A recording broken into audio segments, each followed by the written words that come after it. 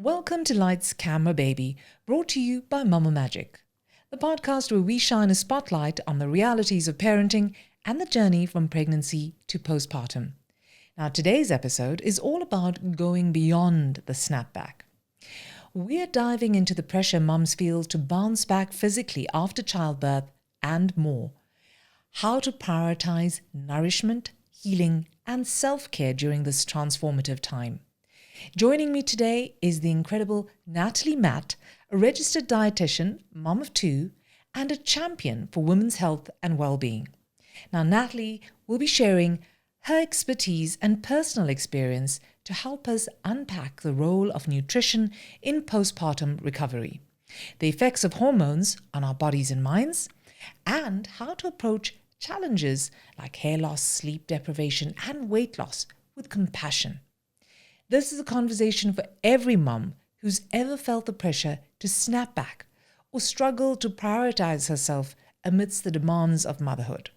Grab a cozy seat and maybe a snack because we're about to redefine what recovery looks like in the postpartum journey.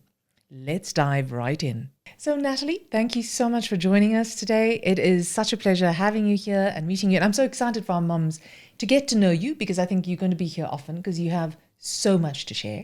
Thank you. So much to share. And I think you're just going to make this parenting journey for all our mums so much easier. So today we're talking about postpartum recovery and weight management, all from a nutrition perspective. So let's start by explaining how postpartum recovery focuses on, what is it? Is it a healing? Why do we need, is nutrition so important during this time? I mean, there's so much to unpack there, right? Let's start there. There really is so much to unpack.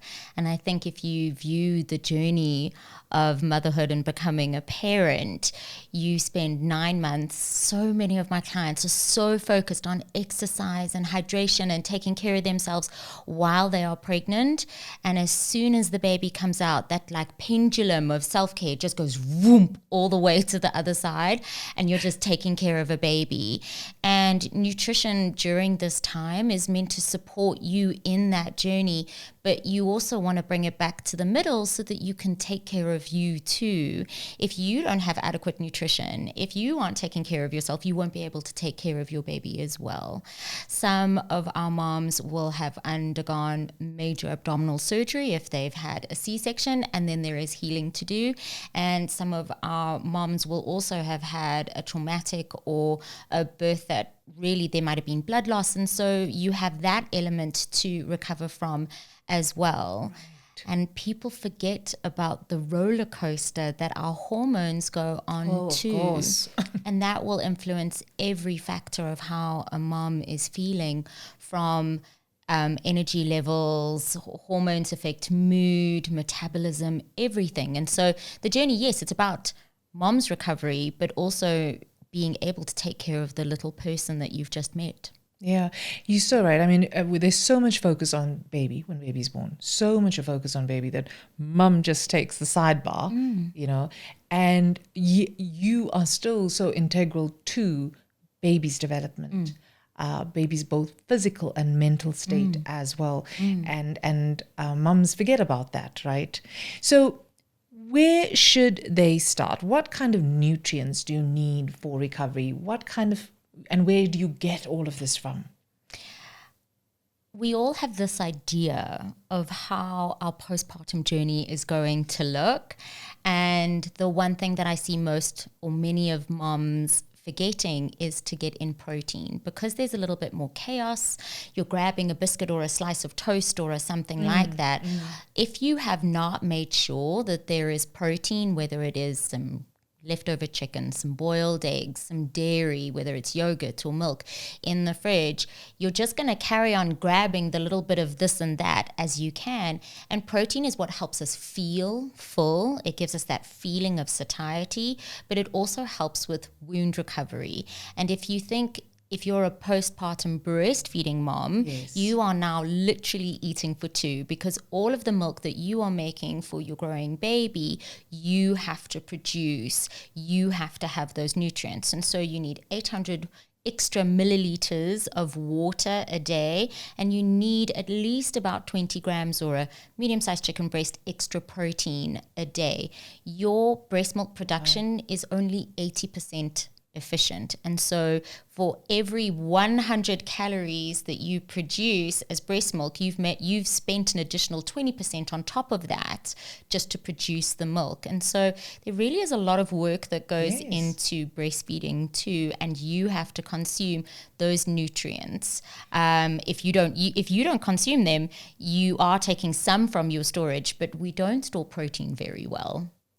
So generally speaking, when we talk about 800 milliliters more of water for hydration, over and above, what is the general limit? I mean, what is the general, number that we should strive for?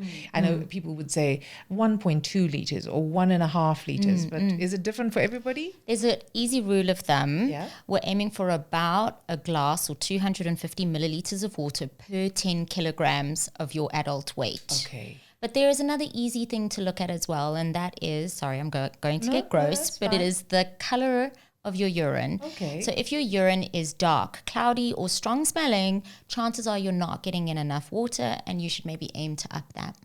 Okay. A lot to consider. See, I mean, I think it's such a basic thing, hydration, and often mislooked. It's nobody looks at it in detail, and they think, I'm drinking enough water, or I have teas and I have juices. Does that count as well? Absolutely. In terms of hydration? So we often say that out of the water you need, you will get a lot of it from your food. Think of even toast and bread will still have a tiny bit of hydration in them. So you do get water from the salads and the fresh produce that you are eating. Juice obviously will contribute. And I know a lot of moms will drink jungle juice because they feel that it helps them with their breast milk production. So there is water in that. Right. I would caution moms that jungle juice is pretty high in sugar. So if you're sipping only that, you're increasing the risk of having cavities. You don't necessarily want to wash your teeth in sugar all day. And from a weight perspective, everything has nutrients in it. If you're drinking a lot of juice and eating a lot of fresh produce and snacking the whole day, you're not necessarily going to be in a calorie deficit. That said, you don't want to be in a huge calorie deficit, because if you're not getting enough nutrients in, your breast milk production will suffer. And if you're choosing the wrong foods, so you might feel obviously as well. I'm just thinking, like you're saying, you balancing, you feeding baby, washing, trying to sort out the house, trying to do so many things, grabbing a quick biscuit, a piece of cake, a muffin is lying there. It's quick stuff, but those are the calorie dense stuff, right? And they might not fill you up though. So much. I often think that if you can just aim for a balance, is there some protein, some carbs, some fat, some produce? Can you aim for that? Obviously not at every meal, but as you start incorporating those, you're going to find that your blood sugar control is better. And what I mean by blood sugar control is that feeling of comfort, that stable energy levels, not kind of on this roller coaster up and down of your blood sugars going all over and feeling energized and then crashing and energized and then crashing. So when you make sure that all of your meals have a balance of nutrients in them, and to be honest, juice can be part of the carbs of a meal. It's not that, this is verboten and we mustn't have it. You just want to make sure that there is more than just juice in your meal. So juice is a carb. Yes. Yes, that's very sad. You just need to know where to put it. Now, we're talking about snapping back after pregnancy, right? I mean, mums just think about as soon as baby's out, this tummy's going to be in, and I would have lost all this pregnancy weight, or they might put themselves on heavily restricted diets. Now, is that harmful? Yes, absolutely. A very interesting study that I love says that postpartum women experience the greatest body dissatisfaction 6 months postpartum. So just as your baby is sitting up and starting to eat solids, that's the peak point of why isn't my waist just back here? Like, how is it Yes. possible that I have this It's 6 big months. baby and I'm not back there? And when I'm working with clients, I will often say to them, give yourself at least a year before you start to feel yourself again, before you start to feel comfortable again. Right. And the truth is, there are a lot of examples on social media of people snapping back quickly because that is kind of endorsed, encouraged, promoted. But all of us who didn't snap back did not post about it. We did not spread it, and we did not talk about it.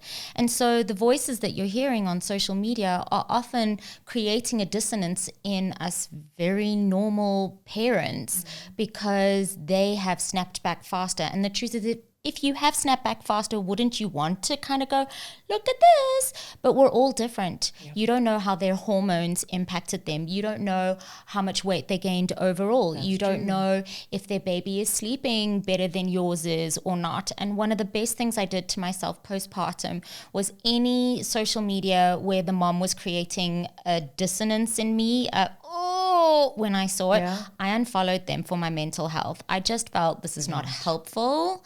And I don't, okay, you're back at your weight and you're posting photos of it online. Like, that wasn't helpful for me when I was feeling uncomfortable. And there are so many factors that determine how quickly you get back into shape. And a lot of those we don't control. Yeah. And we think we do. We think we do. But the first lesson of parenthood is you control nothing. But you're happy to go on the journey. Yes, very much so. Right. And I think also being present in the moment, that the most important thing that you're going to do as a new parent is not make your bum and waist small. The most important thing that you're doing is the work of getting to know this person that you have grown, right? Making sure that you are a responsive parent, that you're available to them. If you're feeding them, that you're feeding them in the way that is responsive to their needs. Like, your number one job postpartum is not to shrink yourself. Your number one job postpartum is to take care of your new family. That is true. So, what do you do when you know things are not within your control? What can mums do to help them on this journey with regards to nutrition? How do you find the balance? Because it's not just you prepping for your family and you're trying to think, but dad loves pasta, or baby loves this, or my older child loves this, and you put yourself last. I think a very small amount of planning can be helpful. When I see people online who have planned a whole lot of, like, the whole week and it's in little boxes, for the week. I'm like, no, that's too much. My brain just cannot handle that. And I would suggest that we take tiny, realistic bite-sized plans. So you might plan for 2 days ahead. And in that, maybe you're not going to make one meal for everyone. You might even say, I'm going to make a plain chicken, and then there's going to be pasta here, and there's going to be peas, and there's going to be whatever else, so that you can almost grab and go little bits and bobs. And that also, when you need the little extra something, whether it's at 3 a.m.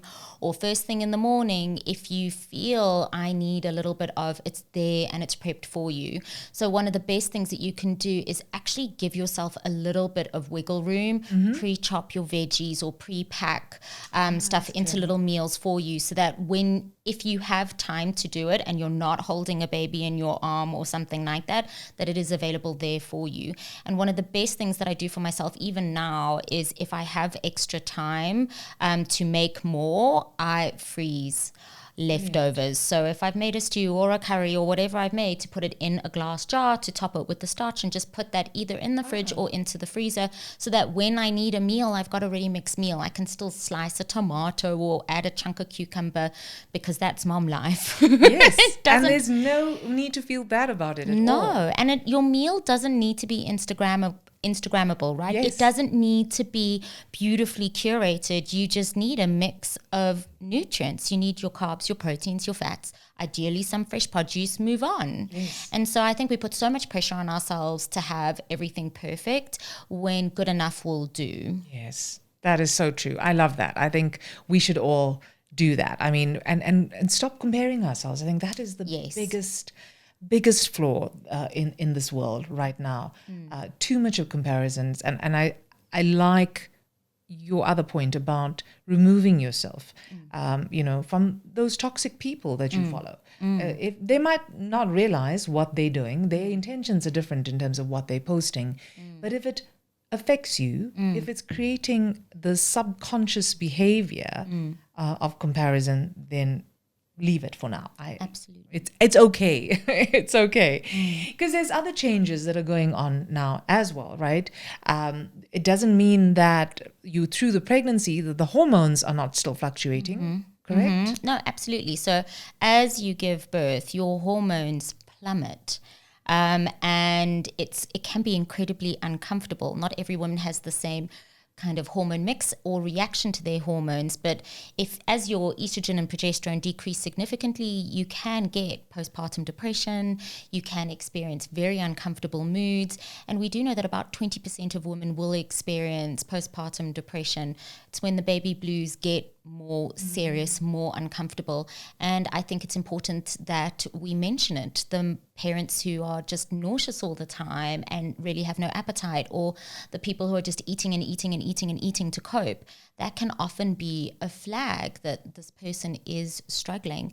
And we know about postpartum depression. We shouldn't be afraid to talk about it. We should be able to say, hey friend, are you okay? So it can be very significant as your hormones fluctuate like that, or plummet, I should say. Yeah. And then cortisol plays such a huge role postpartum. So one of the main drivers, everyone goes cortisol equals stress. Yes. Cortisol also goes up when you don't sleep enough. And I have not met anyone who has a brand new baby who sleeps through the night like a little dream.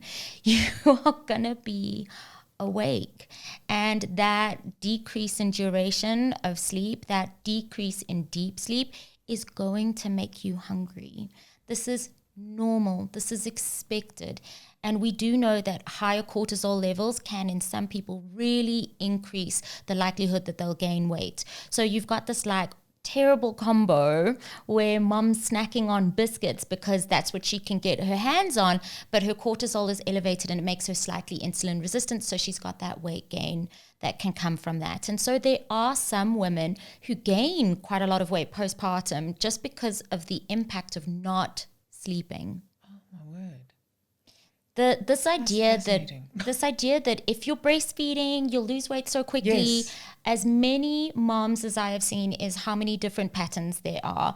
I have some moms that it was the medication they were taking to support breastfeeding that just kept their weight stable. I've had other moms where as soon as they started sleeping better, their weight finally changed. Other moms whose hormones it's as long as the hormones are doing a little wobble, that mom's weight feels out of control. And then of course, if you have a breastfeeding child, you don't have control over that person's appetite, and that will influence your own appetite. And so this sense of control over how much do I need to eat or not can be really overwhelming for some people.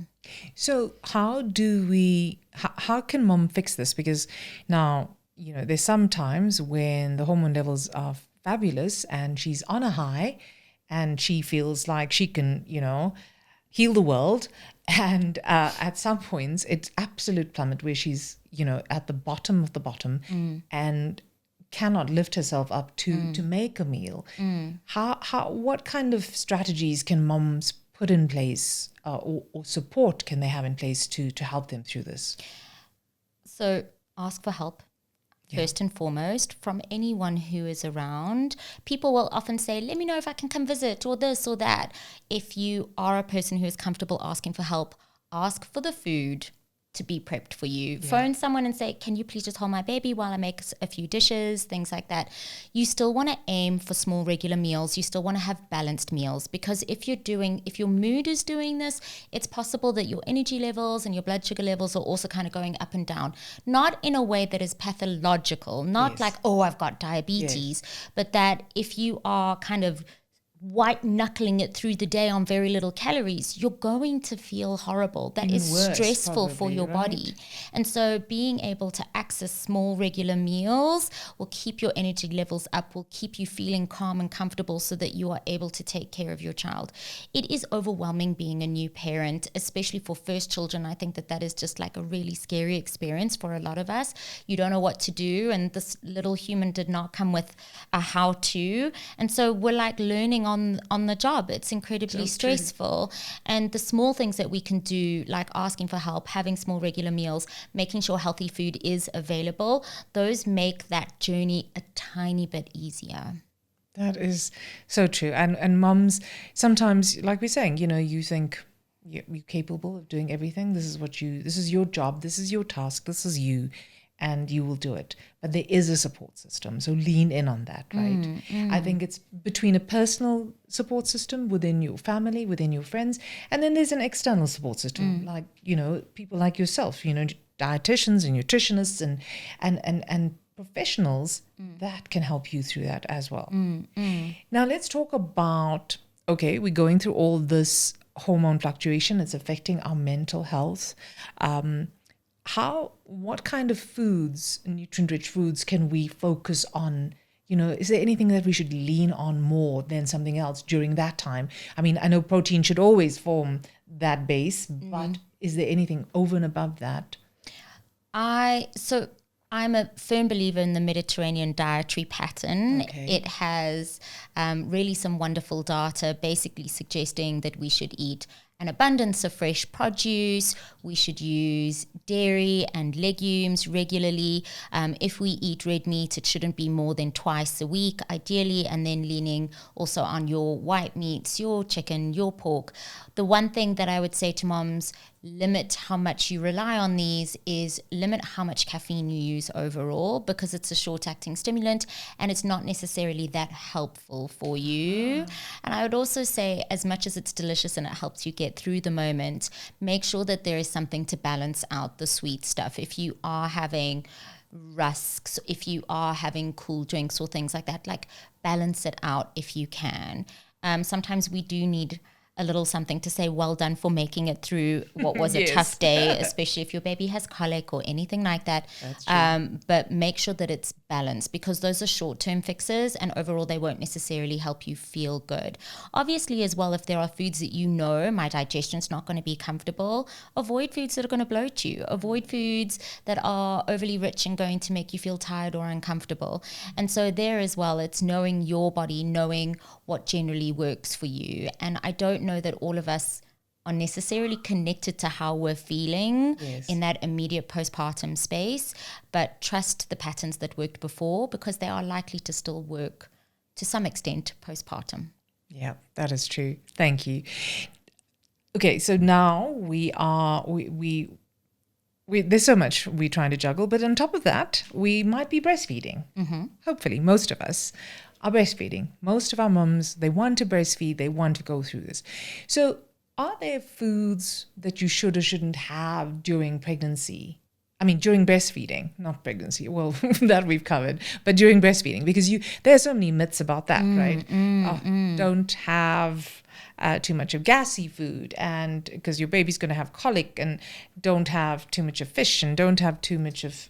This is an excellent question. And when parents are distressed because they think their child is uncomfortable, and remember, your baby was born with an immature digestive system. Okay. There is a certain amount of grunting between 4 a.m. and 6 a.m. that is pretty normal, even though you're going to think this is distressing. Yes. Why is my baby grunting like this? Yes. So your child is born with an immature digestive system.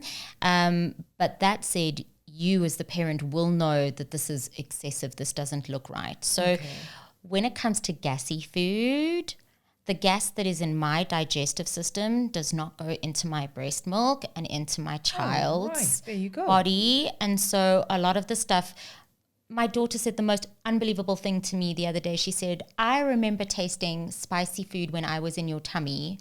And I'm like... Really? You can eat spicy food and the flavors, in theory, your child will be exposed to them, and the flavors when you are breastfeeding that you consume will change the flavor of your breast milk. Right. So it is possible that there are certain things that your child might not love, but you aren't necessarily going to have egg and things kind of moving straight into your breast milk. Okay, yes. Now, We do know that up to 10% of breastfed babies and formula-fed babies may experience a cow's milk protein allergy. And a lot of moms will say, take this out of your diet and that out of your diet and that out of your diet, and recommend these incredibly unkind, strict just elimination of foods. And I do not recommend this unless it has been suggested by your pediatrician, your nurse, whoever is your counsel, your trusted advisors. If you have a family history of atopy, of allergies, then you are more likely to have a baby with allergies as well. Okay. But if no one in your family has allergies, you don't have allergies, your partner doesn't have allergies, chances are that this might be a little bit of a immature digestive system that you are seeing, and you don't necessarily need to cut a whole lot of things out. That said, it is still possible, because allergies are on the rise, that there is an allergy to something and you want to get it properly tested. Okay. Even cow's milk, my daughter had a cow's milk protein allergy. So the milk there, tiny amounts of cow's milk went into my breast milk and into her digestive system, which gave her a very upset digestive system. Only 0.5% of exclusively breastfed kids have this, but I had it as a child. And so it was her genes. It wasn't what she ate. It wasn't what I ate during pregnancy. We don't believe that there is strong evidence that what you eat during pregnancy influences what your child experiences as an allergy later. There is this really important window of tolerance, and this is not for today's discussion. But we know that in between the age of 4 months and 6 months, which goes against the World Health Organization's recommendation to exclusively breastfeed until 6 months, and this is why you must always talk to a health professional about your family and your individual child. Don't take general advice for your family. But there is this window where we see children introduced to these solids have better oral tolerance. Not before, because that increases the risk of allergies. It's in between 4 to 6 months, and 6 months is still fine. Okay. But this is something that you would discuss. So that is the point at which you would actually improve allergies or tolerance of certain foods. Families with a very strong history of allergies should talk to the pediatrician or their healthcare provider from the beginning, just to say, what do you recommend? Because the nutrition science in this area is changing all the time. All the time. As we learn, we change. Yeah. And that's important. That's great as well, because the world is changing, our diets are changing, things that are in our food are changing, how our food is produced is changing. So there's so much that is affecting our guts in so many ways. So that's a relief to know. That's great. That really is. But is there anything that moms should eat or not eat, for example, to produce more breast milk? Does that affect how much milk you produce, for example? The main thing that influences how much milk you produce is how much your baby suckles, and how much your baby suckles in the first week. The main thing that decreases breast milk production is the introduction of other sources of nutrition.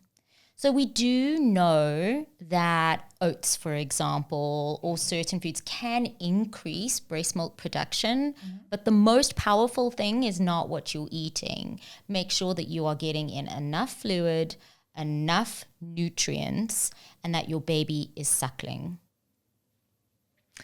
Nutrients, fluid, suckling. 3 important things. Okay, so let's move to sleep then, because that too is affecting so much, right? And some moms are struggling to fall asleep. Like we're saying, it's hard. You have a baby, your hormones are fluctuating. That affects your sleep. Your cortisol, like you spoke about as well. So, can poor sleep, how is that affecting your appetite and what you eat and the choices that you're making? Sleep is something that I investigate in my non-pregnant or postpartum patients because of the significant role that it plays. Sleep impacts your blood pressure, your blood sugar, your weight, your mental health. It impacts everything. And I laugh when I see these memes saying sleep when the baby sleeps, and then it's like sleep while walking through the park, sleep in the car. Sleep is really, really important, and it is one of those things that we know temporarily is likely to be impacted in new parenthood. And if it is possible for parents to prioritize getting sleep, they really should. Like, it's okay if your house is a bit messy. It is okay if the laundry isn't folded perfectly. Get the sleep. Get the sleep, because it helps you recover too. Cortisol goes up when we don't get adequate sleep, and it can make us snackier, hungrier. And so often these very tired parents are grabbing ready-made foods or convenience foods because they're hunting for the energy that they didn't get from their sleep. And so we do see that parents who are not sleeping well tend to gain weight if they're not even keeping their weight stable. Sleep is vital. That's crazy. Who would have thought? Less, how bad can it be?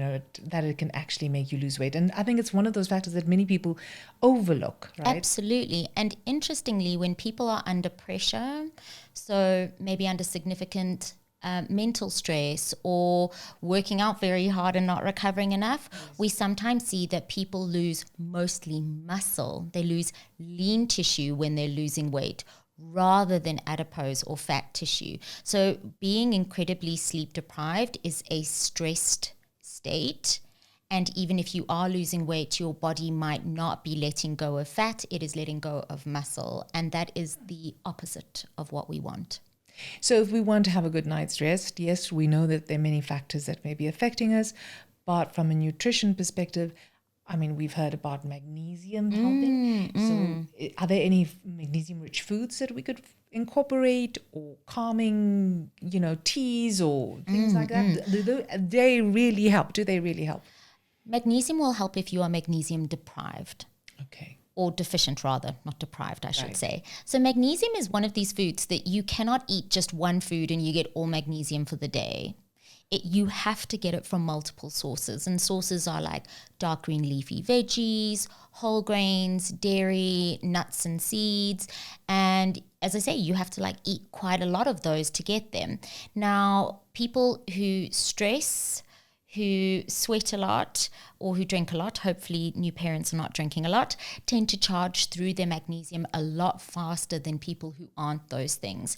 And so I think that magnesium can be incredibly supportive in the postpartum space. How do I know if I'm magnesium deficient? Some of the indicators are you might have difficulty falling asleep, so insomnia. You might be a little bit constipated, and you might be getting cramps, specifically in your toes and in your calves. And I know when I was pregnant, I got a lot of those cramps. So I would sometimes have an Epsom salt bath, 1 whole cup of Epsom salts into a bath, and relax in there for at least 15 to 20 minutes. But you can also supplement with magnesium, and magnesium takes time to be absorbed. So you can take it before you go to bed. It helps to improve the absorption overnight, but don't take it for 1 or 2 days. Take it for at least a month to see a change. Magnesium can really help people fall asleep, but if you're taking like a magnesium oxide, it can actually give you a bit of a runny tummy. So the form that you take is important, and you can discuss that with your pharmacist. Okay, wonderful. Now we finally get to exercise to support all of this, right? Does it help? How does mom fit it in? I mean, is it going to help us make better food choices? Is it going to help us sleep better? Will it help us snap back to where we want to be quicker? And how much emphasis do you think we should put on this when baby's born? I'm a dietitian, and so people think my focus will always be on food, but I think exercise is incredibly important, not in the you have to every single day for this many minutes, but rather exercise helps connect our brains to our bodies. It helps us really feel that relationship so that you're able to tell the difference between I'm thirsty, I'm hungry, I'm tired, frustrated, and so that you can respond appropriately to the signals from within your body. And postpartum, I am not expecting anyone to be exercising like a maniac. Your body is still stretchy. You haven't, like, those ligaments haven't gotten tighter. And so gentle exercise is important. And you want to make sure that you've got clearance from your healthcare provider before you go dancing around the place, especially if you've had any stitches, that type of thing. You want to make sure you've given yourself adequate time to heal properly. If you push yourself too early, it is possible to pop stitches, and that is a very unpleasant complication. And so listen to what your healthcare providers say when it comes to restarting. Yes. I personally think that putting your baby against your body and going for a walk in the sunshine is good for both of you. And I have memories of, like, letting my slightly older child touch bark and look at, and it's actually like a really lovely time. Yes. So when we think of exercise, I don't want moms to think like, now I have to go to a gym and I have to go away. Think about the things that you can do at home. You might be able to do some walking in front of YouTube. You might be able to go for a walk outside with your baby. It could also be an opportunity to spend quality time with an older sibling if there's one in the house, that you can actually say, hey, can I push you in the pram, or can we go for a walk, or something like that, because older siblings need attention too. They do. But to make it gentle, the recommendations are that we exercise for at least 150 minutes a week. And so if moms can start exercising, particularly in the form of a walk, I think that's excellent. I couldn't agree more. It's about those simple things and how you incorporate it into your daily life, because like you're saying, always seek advice from your healthcare professional to know where you're at, because everybody is so unique. So, Nathalie, we've covered so much today, and I think we could go deeper into all of these topics. But for mums that have had their baby, apart from everything else that you told them already, there's a lot to consider. What are some of your top tips that you would give them to focus on in bite-sized pieces as they get through this part of their journey? I would just say, hang in there. It gets easier, first and foremost. And secondly, I would say, don't overthink it. Think about the basics. Make sure you have something that looks kind of balanced. Is there some protein? Do you have some better choice carbs? Can someone chop some veggies for you? Can the supermarket chop some veggies for you? Can you buy a rotisserie chicken? Yes. And just aim for small regular meals. It doesn't have to be perfect. I love the term satisfice. Like, it doesn't have to be 100%. You can get close enough, and consistency is important. So rather than going, I'm going to start on Monday, I'm going to be perfect, blah, blah, blah, blah, blah. No, mom, dad, be gentle with yourself and just aim for consistently getting the things in. And in time, you will see the progress that you're hoping for. Wonderful. Thank you so much. I so appreciate your perspective. As a dietitian, I think it's such a holistic perspective. And that is wonderful for our moms to understand that when you're going to seek advice from a dietitian, she's just not going to tell about all the things that need to be on your plate. You're looking at our lives holistically, because there's so many things that affect your diet, like we've just spoken to. So that's wonderful to know, an absolute great source. And moms need to know that, I think, you can reach out to people like yourselves that are here to help you on your journey. So thank you so much for being with us today. We will share your details as well. You can mention it right now. You are on social media. I'm on Instagram as Informed Appetite, and you can check out my website, nataliemat.co.za. It has a WhatsApp button. Maybe I shouldn't have said that. Wonderful. That's a dietitian on call. Thank you so much, Nathalie. Wonderful. Thank you. And that's a wrap for this episode of Lights, Camera, Baby, brought to you by MamaMagic. A huge thank you to our guest, Nathalie Mat, for sharing her wisdom, practical tips, and mom-to-mom encouragement. From balancing hormones and nourishing your body and finding joy in the journey, Nathalie has reminded us that postpartum recovery is about more than bouncing back. It's about healing, thriving, and embracing the unique path you're on. We hope you're leaving this episode feeling empowered and supported. And if you enjoyed this conversation, please make sure to subscribe and share it with fellow mums who could use a dose of inspiration. Don't forget to follow us on social media and join the discussion using the hashtag #LightsCameraBaby. Until next time, remember, healing takes time. Self-compassion is key, and your journey is worth every ounce of self-care and kindness. Take care, and we'll see you next week for another empowering episode of Lights Camera Baby, brought to you by MamaMagic.